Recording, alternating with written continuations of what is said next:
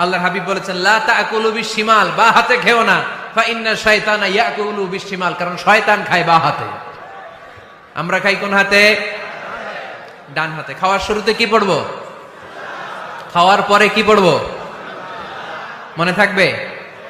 বাচ্চারা উল্টা কাজ করতে পছন্দ করে বেশি। দেখবেন বাচ্চারা ডাইন পায়ের জুতা পরে বাম পায়ে, বাম পায়েরটা পরে। আমার মেয়ে সব সময় এটা করবে। আমি জুতা পরাই দিলে ঠিক, নিজে পড়লে বাম পায়েরটা দেয় ডান পায়ে, ডান পায়েরটা দেয় বাম পায়ে, আর গ্লাস ধরবে বা হাতে, যতক্ষণ আমি না ঠিক করে দিব।